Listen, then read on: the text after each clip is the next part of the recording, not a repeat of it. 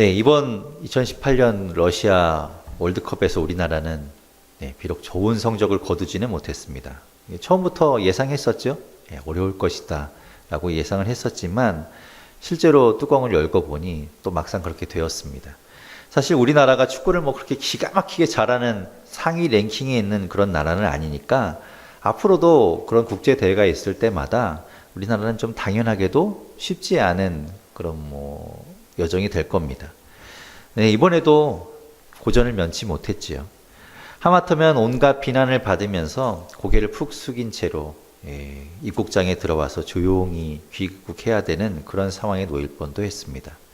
하지만 마지막 예선 3차전 독일과의 경기는 며칠이 지난 지금까지도 우리를 흥분시키기에 충분했습니다. 시합이 수요일 밤이었는데 제가 금요일에 마트를 갔는데 큰 TV 2대를 이렇게 로비에 놓고 거기에서 독일전 경기를 이렇게 틀어주고 있는데 사람들이 그 앞에서 앉아서 마치 처음 보는 것처럼 막 박수를 치면서 신나게 그 흥분 가운데 경기를 보고 있는 걸 보았습니다. 앞으로도 한동안은 아마 그 흥분이 가라앉지 않아서 그 경기를 계속 되풀이해서 보게 될 것 같습니다. 축구 경기를 하는 전반 45분 또 후반 45분 동안에 그걸 보는 동안에는 아이고 이대로 끝나나 보다. 우리나라가 참 결국 이렇게 떨어지고 마는구나 라고 하는 그런 마음으로 이제 보게 되었지요. 상대는 세계 1위의 나라였고 또 그리고 지난 대회 우승국이었기 때문에 그냥 저렇게 한 골 안 먹는 것만 해도 대단하다. 그것만 해도 잘했다라고 생각하는 마음으로 보았습니다. 하지만 추가 시간이 먼저 6분이 주어졌지요. 그리고 뒤에 3분이 더해져서 9분이 주어졌습니다. 그때 그 추가 시간 9분 안에 우리나라는 2골을 넣게 되었습니다. 사실 9분이라는 시간은 전 처음 봤습니다. 추가 시간을 9분 주는 거는. 그거는 아마도 이제 독일 보고 골을 넣으라고 준 것 같은데 독일이 넣지 못했지요. 결국 우리가 더 이득을 보게 되었지만 생각지도 않은 선물과도 같은 그런 기쁨을 맞이하는 순간이 우리 가운데 있었습니다. 추가 시간 9분이 우리나라를 순식간에 바꿔놓았습니다. 만약 대표팀 선수들이 죽을 힘을 다해서 뛴 90분 동안 골을 넣지 못한 것 때문에 낙심하고 기운이 다 빠지고 포기한 마음으로 집중력을 잃어버리고 마음을 놓아버렸다면 아마 2대 0이라는 결과는 우리 가운데 있을 수 없었을 겁니다. 그로 인해서 우리 가운데 기쁨이 있고 또 감격이 있고 그동안에 졌던 것들에 대한 회복이 일어날 수 있었던 것이지요. 무엇보다도 우리에게 감사라는 게 생겼습니다. 아이고 그래 고맙다 애썼다 수고했다 마지막까지 최선을 다하는 모습을 보니까 너무 좋다. 그런 마음 우리 가운데 감사로 있을 수 있었던 겁니다. 선수들도 마찬가지죠. 그 9분 동안에 최선을 다하지 않아서 골을 넣지 못했다면 아마도 감사하지 못하고 좌절하거나 미안한 마음으로 가득 찼을 겁니다. 그렇게 추가 시간 9분은 우리를 감사하게 만들었습니다. 오늘은 맥주 감사 주일입니다. 이스라엘 백성들에게 하나님은 반드시 지켜야 될 절기를 말씀하셨습니다. 이집트에서 나올 때 여러분 기억하시지만 10번째 재앙은 장자의 죽음의 재앙이었습니다.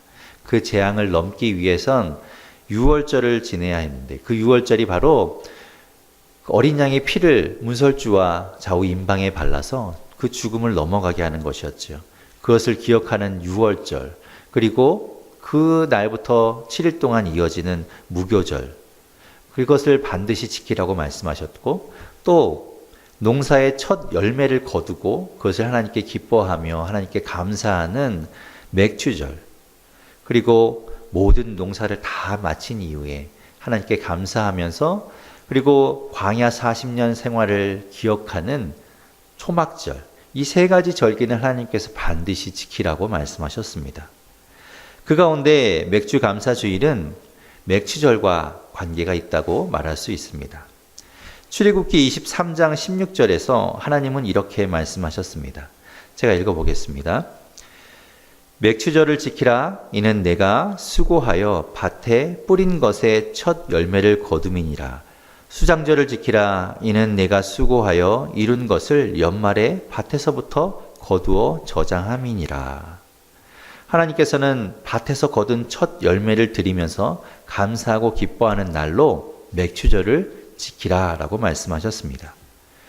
이날을 다른 말로는 칠칠절이라고도 부릅니다.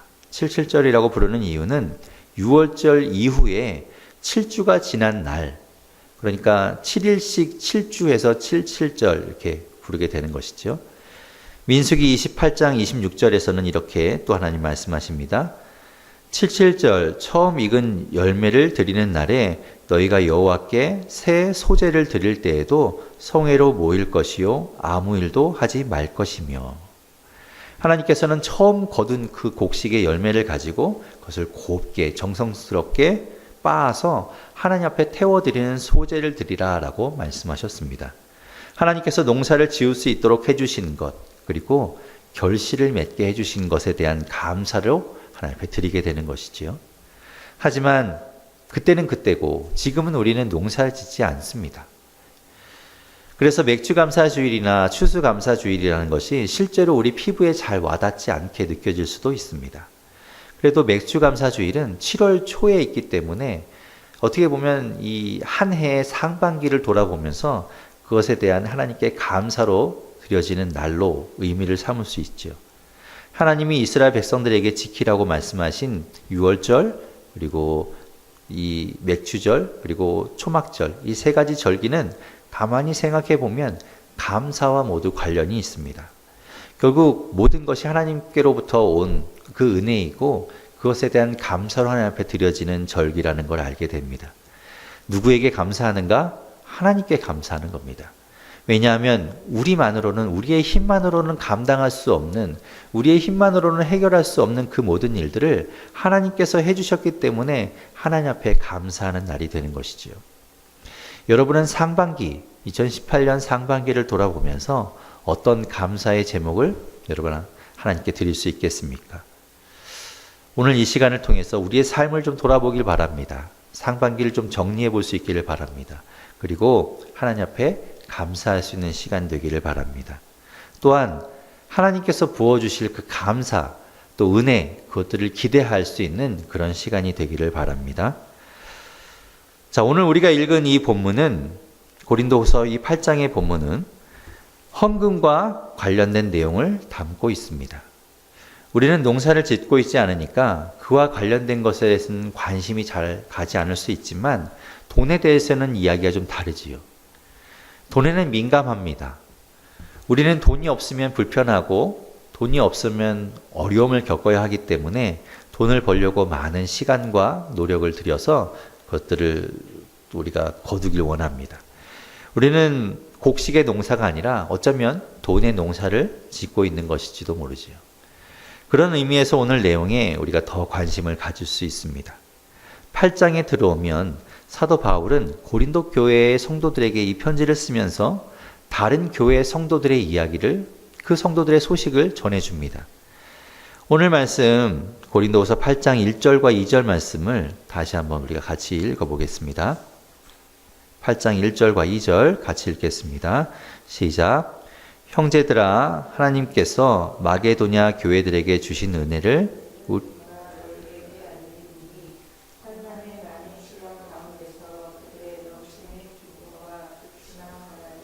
그들의 풍성한 연보를 넘치도록 하게 하였느니라. 아멘. 마게도냐 교회들이라고 하는 것으로 보아서는 하나의 교회, 마게도냐 교회 하나를 지칭하는 것이 아니라 마게도냐 지역에 있는 여러 교회들을 말한다는 걸 알 수 있습니다. 대표적인 교회들은 빌립보 교회도 있고요. 또 데살로니가 교회도 있고 또 베레아 교회도 있고 그쪽에 있는 지역들이 아마 이 마게도냐 지역에 있는 교회들이라고 할 수 있습니다. 그 교회들이 하나님께 은혜를 받았다라고 사도 바울은 이야기합니다. 어떤 은혜를 받았는가? 2절 뒷부분에 보면 그들이 풍성한 연보를 넘치도록 했다. 그것이 바로 하나님께 받은 은혜다라고 이야기합니다. 연보라는 것이 무엇인가 하면 넓게 이야기하면 헌금을 이야기하는 겁니다. 그런데 이제 여기에서 이야기하는 이 연보는 어떤 연보인가 하면 예루살렘 교회가 어려움을 당하고 있습니다. 그래서 예루살렘에 있는 그 교회가 그 교회의 성도들이 어려움 가운데 처해 있는데 그것을 돕기 위해서 각 지역에 있는 교회들이 조금씩 돈을 모아서 예루살렘 교회에 보내주게 되는 것이죠. 그러니까 지금으로 이야기하면 어떤 구제 헌금이나 후원금이라고 볼 수 있습니다.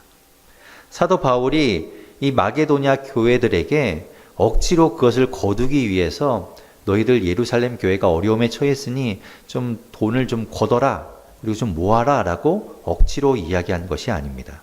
그들이 스스로 참여하였다라고 이야기하죠. 3절의 말씀에 이렇게 말씀합니다. 우리 3절 말씀도 같이 한번 읽어보겠습니다. 시작. 내가 증언하노니 그들이 힘대로 할 뿐 아니라 힘에 지나도록 자원하여, 스스로 자원하였다. 스스로 원해서 했던 일이다 라고 말씀하고 있지요. 헌금이나 후원금을 자원하여서 척척 이렇게 많이 낼 수 있으니까 이들은 잘 살았나 보구나, 이들은 좀 넉넉한 생활을 하고 있었나 보구나 라고 생각할 수 있을지 모르지만 그들은 실제로 그렇지 않았습니다. 부자가 아니었습니다. 마게도냐 교회들 가운데 있던 이 성도들은 부자도 아니었고 잘 살고 있지도 않았습니다. 2절 앞부분에서 이야기하죠. 그들은 환난의 고통에 있었고 많은 시련을 당하고 있었고 극심한 가난 가운데 있었습니다. 왜 그들이 이렇게 힘든 상황에 놓이게 되었는가 하면 그들은 예수 그리스도를 믿고 있었기 때문입니다. 이들만 그런 것이 아니라 초대교회는, 그 교회의 모든 성도들은 이런 똑같이 어려운 가운데, 힘든 가운데 놓여 있었습니다. 왜냐하면 예수 그리스도를 믿는다는 이유 때문이죠. 로마의 식민지였던 이 중동 지역과 그리고 마게도냐 지역에서 로마 황제는 신이었습니다. 살아있는 신이었죠. 예수 그리스도를 믿고 로마 황제를 거부한다는 것은 모든 경제 활동은 물론이고 사회생활에서도 배척되고 그들은 격리될 수밖에 없었습니다.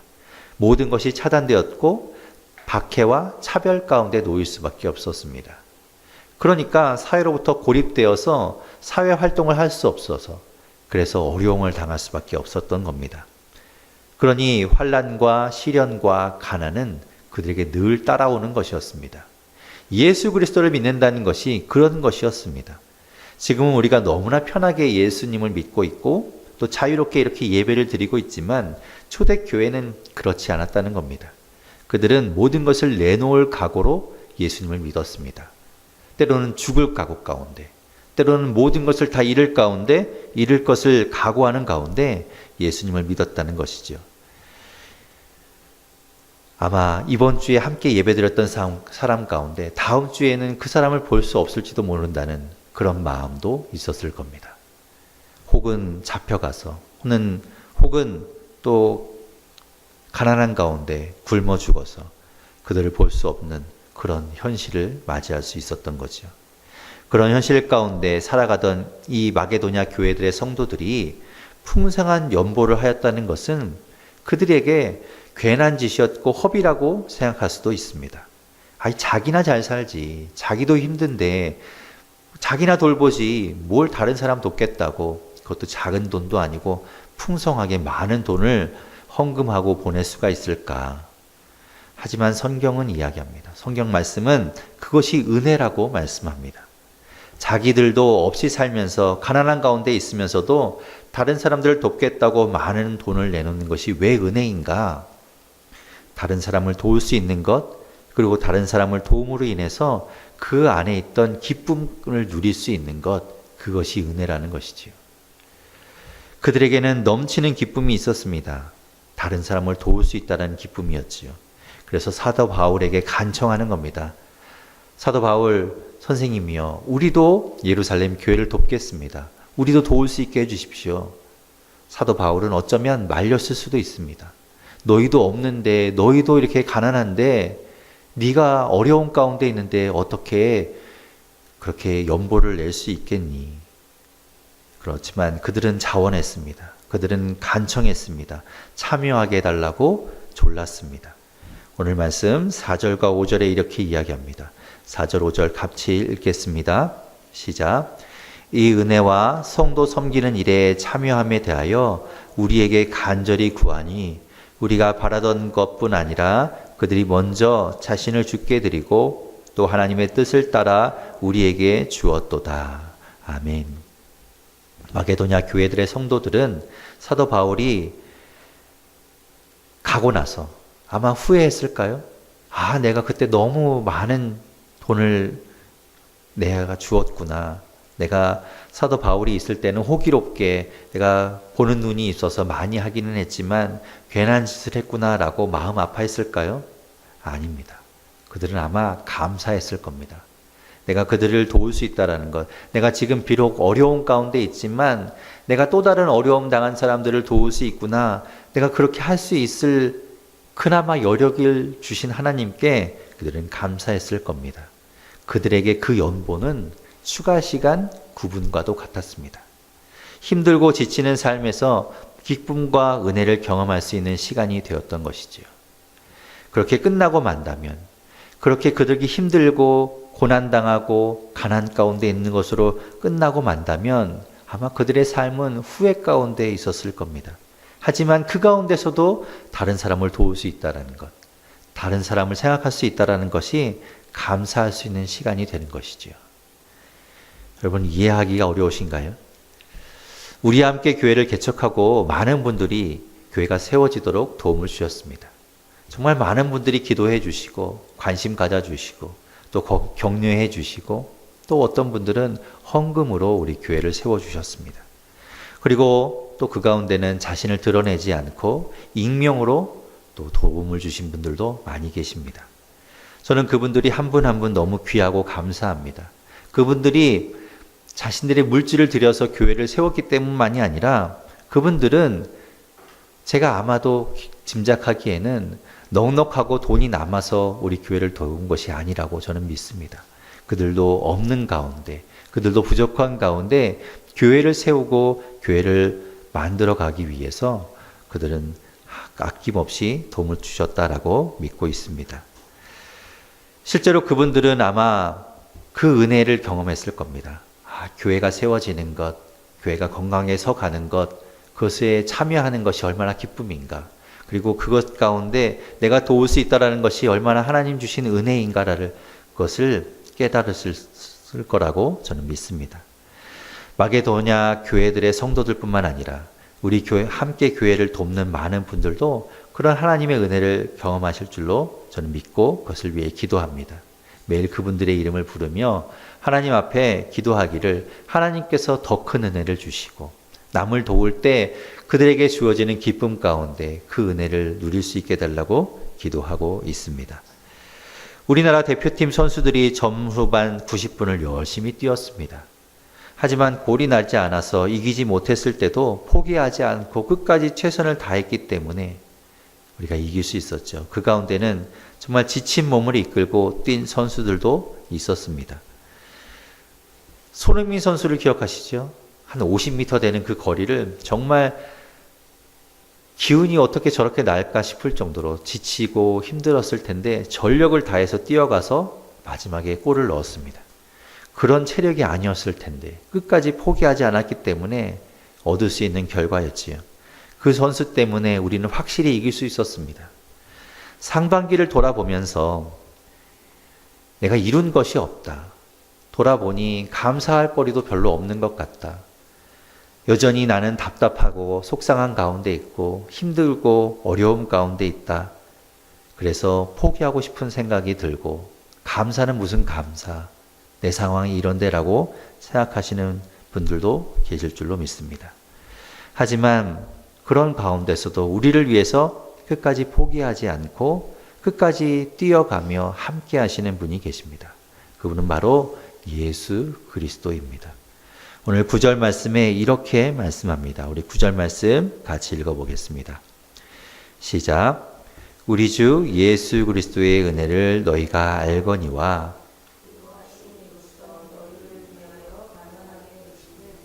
그의 가난함으로 말미암아 너희를 부요하게 하려 하심이라.